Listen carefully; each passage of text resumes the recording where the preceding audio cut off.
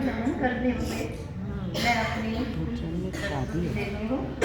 एक प्यारी चाय की बड़े कमाल। मेरी यादों के पिटारे में जिंदगी के कई किस्से भरे पड़े हैं, किंतु एक मीठा व चटपटा सा वाकया मैं कभी भी भुला नहीं पाई। शुरुआत होती है मेरे स्कूल के दिनों से। हमारे देवास वाले घर में मेरी मम्मी की सहेली अपने बेटे के साथ आई।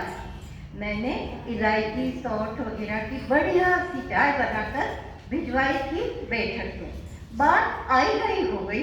आजकल ये डेटिंग वेटिंग वाले सीरियल्स देखते देखते अपना जमाना आंखों के सामने घटना दर घटना घूमने लगा।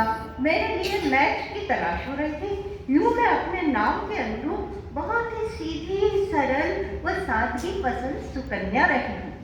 10वीं कक्षा से ही मेरे लिए रिश्ता अभियान जोर शोर से चल पड़ा था। मिलने मिलाने का ही नहीं किंतु दिखाने का सिलसिला शुरू हो चुका था। उस जमाने में बस लड़के देखने आते थे, कोई बात नहीं करते थे हम लोग। उम्मीदवार आते गए और जाते जाते कहना नहीं भूलते।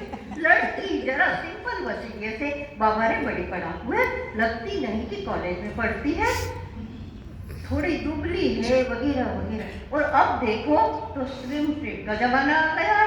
खैर तो इसी उहापोह में मैंने अपनी पढ़ाई पूरी कर ली।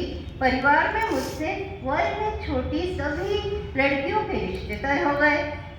अब ऐसे में मेरे बहुत ही प्यारे ममेरे भाई थे विजय भैया, उन्होंने अपना दायित्व बखूबी निभाया।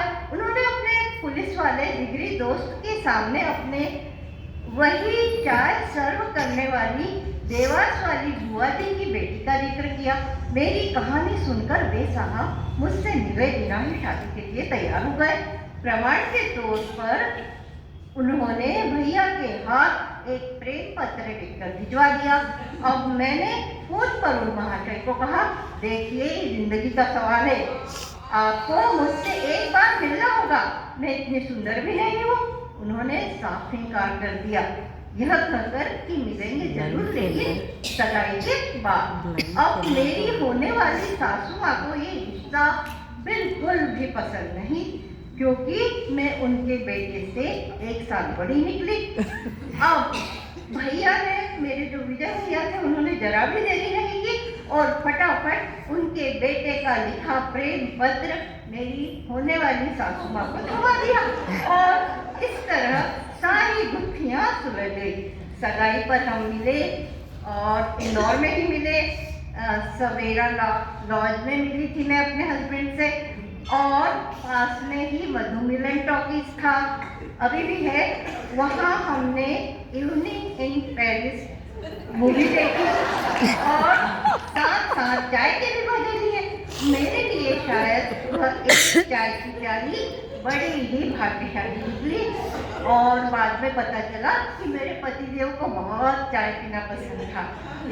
ऐसे ही मैं बन गई अपने पिया की, मैं तो बनी रे सारी दुनिया तो बनी रे दुल्हनिया। सावरिया के रंग में चुनरिया लगाऊंगी, चंद्रमा का घूंघटा पहनिया आऊंगी, तुम्हें मोहन तेरी मोहनिया, मैं तो बनी है दुल्हनिया। क्या बात है।